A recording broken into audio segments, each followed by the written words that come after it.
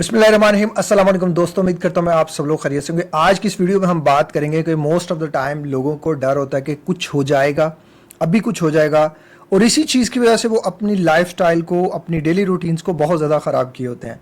वो एक डर को पकड़े होते हैं और उस डर को अपनी पूरी की पूरी जो है वो लाइफस्टाइल के अंदर डाल लेते हैं, हर चीज़ के अंदर डाल लेते हैं। सोते उठते बैठते अपने आप को उस डर के साथ जोड़ लेते हैं और उन्हें लगता है कि अब ये जो डर है ना, ये हमारी जिंदगी है। वो डर को जिंदगी समझ लेते हैं और वो उसी डर को अपने ऊपर इतना ज़्यादा हावी कर लेते हैं कि उनकी कोई खुशी, उन्हें खुशी महसूस नहीं होती। और किसी खुशी की तरफ अगर वो जाते भी हैं तो वो इसी डर में रहते हैं कि अभी कुछ बुरा हो जाएगा, और वो बुरा जो होगा वो इतना बुरा होगा कि वो हम हैंडल ही नहीं कर सकते।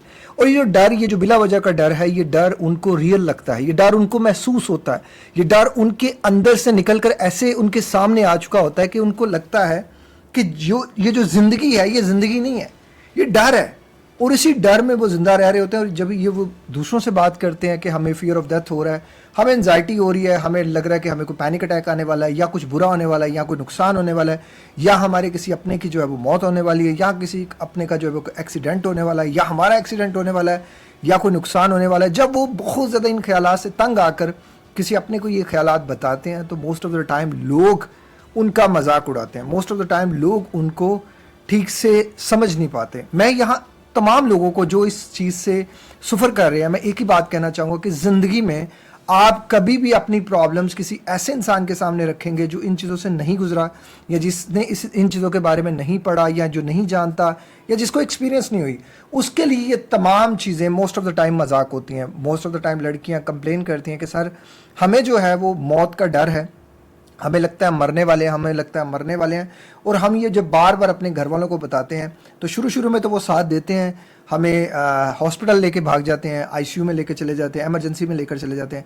जब वो एमरजेंसी में लेकर जाते हैं, जब वो पूरा हमारा जो है वो चेकअप वगैरह करते हैं तो नॉर्मल होता है। तो पहली दफ़ा में तो हमें वो इतनी बातें नहीं सुनाते, लेकिन उसके बाद हमारी बहुत ज़्यादा बातें हमें सुनने को मिलती हैं, हमें बहुत ज़्यादा जजमेंट्स की जाती हैं। और बार बार फिर हमें, जब ये हम कंप्लेन करते हैं तो फिर हमें पागलपन के जो है वो टाइटल से नवाजा जाता है कि तुम पागल हो गए हो, तुम्हारे अंदर पागलपन आ गया, ये हो गया, वो हो गया। अभी मैं आपके साथ एक लड़की केस स्टडी शेयर करता हूँ, जो एक लड़की जिसके लिए ये वीडियो बनाई जा रही है। और इस तरह की 3-4 और लड़कियाँ थी जिन्होंने मुझे टिकटॉक पे जो है वो मैसेजेस भी किए, इंस्टाग्राम पे मैसेजेस किए। तो ये बेसिकली ना लड़कियों का, ये मुझे ख़ास तौर पे इसमें ज़्यादा लगा, मर्दों का भी लगा। अब ये जो लड़कियां ज़्यादातर एक्सपीरियंस कर रही हैं वो क्या है, अभी कुछ हो जाएगा।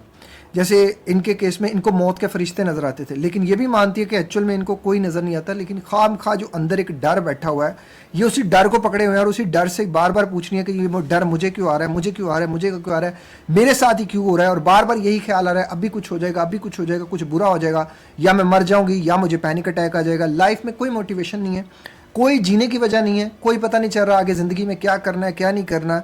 इनको पहले हेल्थ फोबिया था, उस हेल्थ फोबिया से इन्होंने जो है वो उसको ख़त्म किया। फिर उसके बाद पैनिक अटैक्स इनको आए, पैनिक अटैक्स को इन्होंने जो है वो ख़त्म किया, कम किया, जो भी था वीडियोस देखी, इन्होंने अमल किया और इनकी लाइफ काफ़ी ज़्यादा बेहतर हो गई।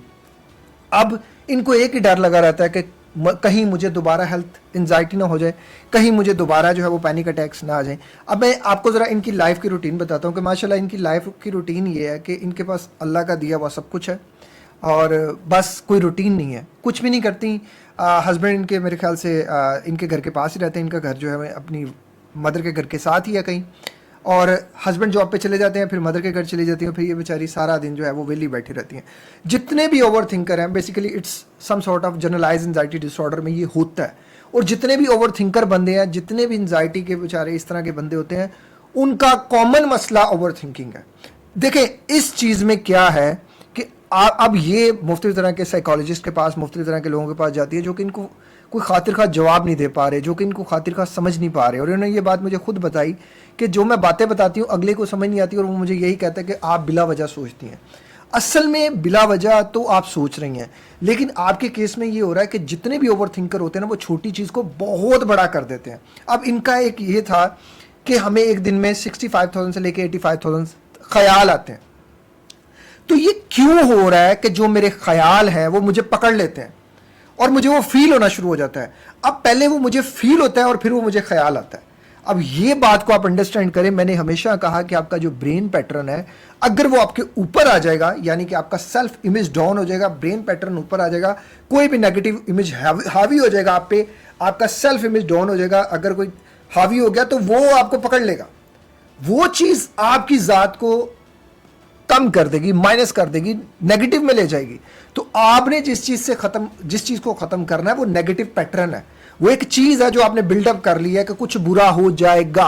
अब वो जो बुरा होगा, इनके केस में फियर ऑफ डेथ भी होता है, ये फियर ऑफ डेथ के अंदर पैटर्न एग्जीक्यूट कर देती हैं ब्रेन में। वो जो पैटर्न होते हैं वो फियर ऑफ डेथ के चलना शुरू हो जाते हैं कि अब मैं मर जाऊंगी, अब ये हो जाएगा, अब वो हो जाएगा, अब कुछ बुरा हो जाएगा, अब मेरे वो जो बुरा होगा वो फील करती हैं, वो जो फियर ऑफ डेथ का एक्सपीरियंस करती हैं, अपने अंदर वो चीज महसूस करती हैं।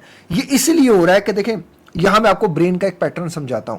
कोई भी चीज हमें सबसे पहले क्या आती है, थॉट, हमारे माइंड में थॉट पॉपअप हुआ। अब यहां जो लोग भी रिलीजियस एंजाइटी से, रिलीजियस ओसीडी से सफर कर रहे हैं, जो उसमें है, ख्यालात जब उनको आते हैं वो परेशान हो जाते हैं। कोई भी ख्याल आपको आ रहा है, आपने ख्याल पे परेशान नहीं होना। ख्याल की इस्लाम में पकड़ नहीं है, ख्याल की कहीं भी कोई पकड़ नहीं है, ख्याल आपके कंट्रोल में नहीं है, आपके कंट्रोल में अगली चीज है। फिर उस ख्याल के साथ, थॉट के साथ जो आप मीनिंग जोड़ेंगे, अगर वो मीनिंग अच्छा होगा या बुरा होगा, दो ही चीज होंगी, या अच्छी होगी या बुरी होगी। फिर आपकी फीलिंग्स, कि आपने उसको फील कैसे किया, या तो अच्छा होगा या तो बुरा होगा। अब जो फीलिंग्स आपको आ रही हैं वही आपके बिहेवियर को डिसाइड करेंगी, वही आपके बिहेवियर को कंट्रोल करेंगी। आप जिस चीज को कंट्रोल करना चाह रही हैं या करना चाह रहे हैं, दैट इज योर थॉट, जिसको आप कंट्रोल नहीं कर सकते, जिसको चेंज कर सकते हैं, जिसको बदल सकते हैं, नेगेटिव से पॉजिटिव कर सकते हैं। अभी आपने कहा कि मैं 1 दिन करती हूं, 2 दिन करती हूं, 3 दिन करती हूं, 4 दिन करती हूं, फिर मुझे एक बुरा थॉट आता है, मैं उस थॉट के पीछे लग जाती हूं, मैं उसी के पीछे भागती रहती हूं, मैं उसी को कंट्रोल करने की कोशिश में लगी रहती हूं कि ये फिर वैसा ही हो जाएगा, ये फिर वैसा ही कर देगा। मतलब आप अपने आप को ये चीज जो है वो लॉजिकली, कॉन्शियसली ये बता रहे हैं कि मैं जितना भी कर लूं, मैंने कौन सा निकल जाना है, मैंने कौन सा ठीक हो जाना है, मेरी जिंदगी कौन सी बदल जानी है। अच्छा, इतना सब करने के बाद भी मुझे कुछ बेहतर फील नहीं हो रहा, मेरी लाइफ में कोई मोटिवेशन नहीं आ रही, मेरी कोई जिंदगी तो बदल नहीं रही। क्या है कि वो चीजें आपको इसलिए फील हो रही हैं कि आपने वो पैटर्न ही बदल दिया है। आपको जिस चीज को बदलना था वो मीनिंग्स थे, उसके साथ मीनिंग थे, वो मीनिंग आपने इतने नेगेटिव और इतने स्ट्रॉन्ग जोड़ दिए हैं कि वो आपको फील कराना शुरू हो गए। अब वो जो फील कराना शुरू हो गया ना, वो इस चीज की निशानी है कि वो पैटर्न बहुत स्ट्रॉन्ग है। आपने उस पैटर्न को चेंज करना है, आपको मीनिंग को चेंज करना पड़ेगा, आपको उस मीनिंग को बदलना पड़ेगा। और वो मीनिंग कैसे बदलेंगे आप, किसी भी चीज के, किसी भी पैटर्न के, किसी भी मीनिंग को। अब जैसे मान के चलें कि किसी इंसान को ये ख्याल आता है कि कुछ बुरा हो जाएगा, आप अपने आप से पूछो, सवाल करो अपने आप से, यार वो बुरा क्या होगा, वो क्या बुरा हो सकता है, मैं मर जाऊंगा। जिंदगी की हकीकत मौत है। अपने डर से जब तक आप बात नहीं करेंगे, जब तक अपने डर को डील नहीं करेंगे, देखो जिंदगी में जो डर बनाते हो ना, आप बनाते हो, आपके अंदर का जो डर है वो आपका डर है। इसे दुनिया का कोई साइकोलॉजिस्ट, कोई साइकाइट्रिस्ट, कोई मोटिवेशनल स्पीकर, कोई एनएलपी मास्टर प्रैक्टिशनर, क्या दुनिया का कोई इंसान ना आ जाए, जब तक कि आप नहीं चाहेंगे ना, आप नहीं से निकाल सकते, कोई नहीं निकाल सकता। मैं आपको सिर्फ रोड मैप दे सकता हूं, मैं सिर्फ आपको गाइडलाइंस दे सकता हूं कि आपने करना क्या। दुनिया का कोई भी डर तब तक है जब तक आप उससे डरते रहेंगे। जिस दिन आपने अपने डर से डील करना शुरू कर दिया, अपने डर को कह दिया भाई ठीक है, जो होगा बुरा होगा, अच्छा होगा मुझे मंजूर है, अच्छा तो आपको कम ही दिखाएगा, बुरा ज्यादा दिखाएगा। और जरूरी नहीं कि हर मूवमेंट पे आपको बुराई कुदरत की तरफ से मिले। आप दुनिया के, मेरे ख्याल से वो वाहिद इंसान तो नहीं है ना कि जिसको दुनिया में आप भेजा गया कि सिर्फ दुख दर्द तकलीफें आपके लिए ही हैं, खुशियां भी आपके लिए हैं, कितनी चीजें आपके लिए अच्छी भी होंगी। आप सिर्फ बुरी चीजों को क्यों देख रहे हैं? आप अपनी लाइफ में पॉजिटिव चीजों को नोटिस करें। पॉजिटिव चीजें तो हम नोटिस नहीं करते।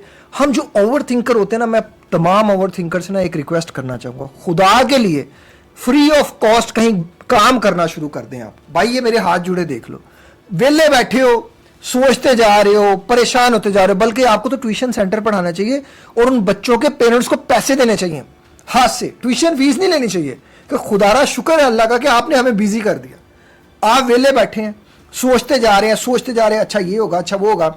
अच्छा मैंने नोटिस किया, मैं भी बहुत बड़ा ओवर थिंकर हूँ, मैं तो इसलिए मैंने 2-2 3-3 4-4 जगह पे पंगा लिया हुआ है भाई। मैं वेला ना बैठूं, जब मैं वेला बैठता हूँ मैं मुफ्तलिफ तरह की ओवर थिंकिंग्स करना शुरू होता हूँ। अच्छा यार वो मुझे एक पहले ख्याल आता था, अच्छा यार मुझे पहले होता था, अच्छा यार ये वाला बिजनेस था, अच्छा यार ऐसे हुआ था, अच्छा फलां बंदे को ऐसे हुआ था, फलां बंदे को यार वो क्या निकल गया होगा, उसने तो एक बार ही मुझसे बात की थी, यार उस बेचारे की ज़िंदगी कैसी होगी, मैं फ़ोन करके उससे पूछूं ज़रा, पता तो करूँ वो किस हाल में है।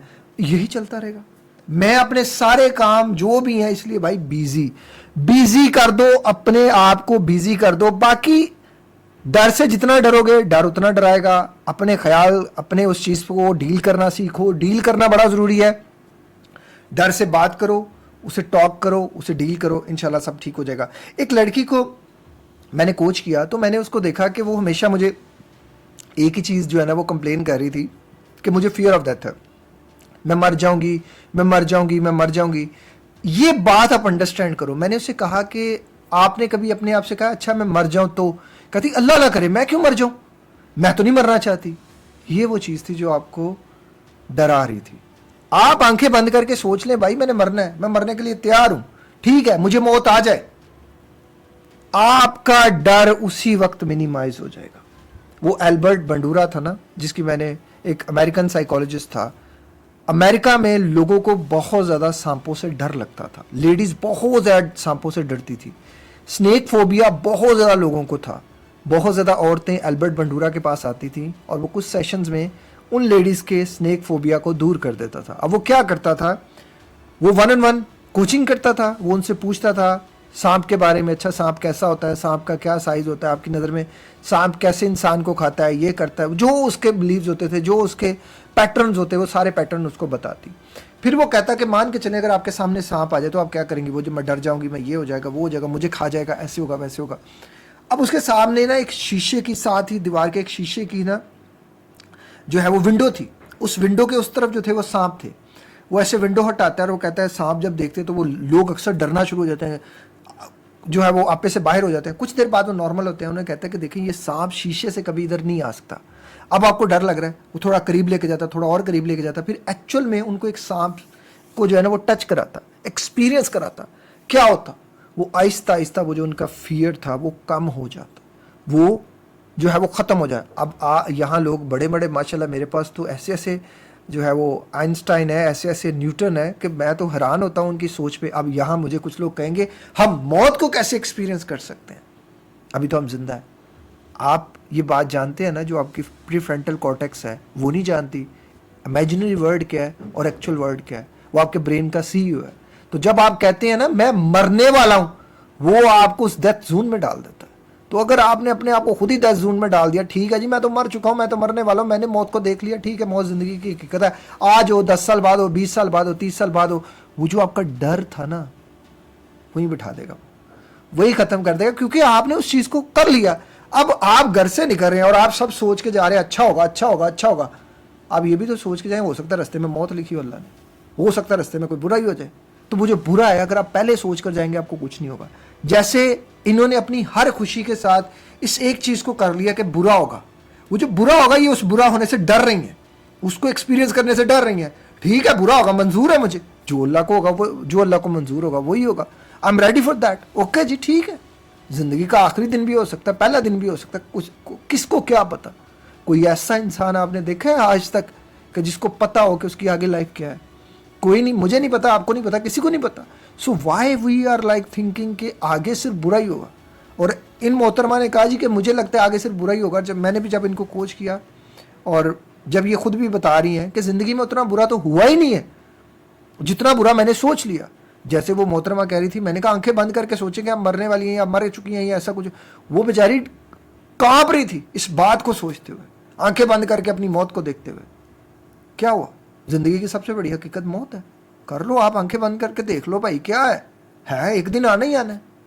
डरना किस चीज़ से? अमाल से। अमाल से हम डरते नहीं हैं, सोशल मीडिया देखते रहते हैं, गंदे प्रोग्राम हम देखते रहते हैं, फैमिली व्लॉगर्स देखते रहते हैं। फितना है ये फैमिली व्लॉगर्स, फितना, इस दौर का फितना है बहुत बड़ा कि यार एक बगैरत इंसान, दायूस इंसान अपनी बहन बेटी दिखा के और व्यूज़ ले रहा है और पता नहीं क्या कुछ। यार आपको नहीं लगता कि हम जो चीज़ देखते हैं हम वैसा ही होना शुरू हो जाते हैं?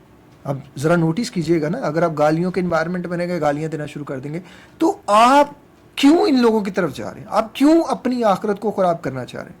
हमें डर क्यों आखिरत से नहीं लग रहा? हमें डर मौत से लग रहा है। मौत से भी डरो, आखिरत से डरो, ज़्यादा डरना है। और भाई ज़िंदगी की सबसे बड़ी हकीकत है, कोई इंसान आज तक दुनिया में जो आया वो इस दुनिया से नहीं गया या नहीं जाएगा। जाएंगे, हम सब जाएंगे। हम सबको किस चीज़ को करना है, वो है दैट इज़ प्रिपरेशन। हम यहाँ प्रिपरेशन के लिए आए हैं। अगर हम प्रिपरेशन भी नहीं कर रहे, बिला वजह डरते जा रहे हैं। लेकिन मैंने जब इस लेडी को कोच किया, इसने मुझे खुद कहा कि फियर ऑफ डेथ ने मेरी ज़िंदगी बदली है। वरना ये अगर कहती थी, अगर मेरे अंदर ये ना होता, तो ये जवान है, लाहौर में रहती हैं, और लाहौर जैसे एरिया में कदम कदम पे बेहयाई है, कदम कदम पे। मैं अक्सर, मेरे जो दोस्त बैठे होते हैं ना, मैं एक ही चीज़ कहता हूँ, मैं कहता हूँ लाहौर में ना मिनी यूरोप आप इसे कह सकते हो, कि इतना कुछ है यहाँ, इतनी बेहयाई और इतनी बगैरती है। इस्लामाबाद में भी है, बाकी के डिफरेंट भी शहरों में है, लेकिन जो विलेजेस हैं उनमें बहुत कम है, गांव में बहुत कम है, यहाँ बहुत ज़्यादा है।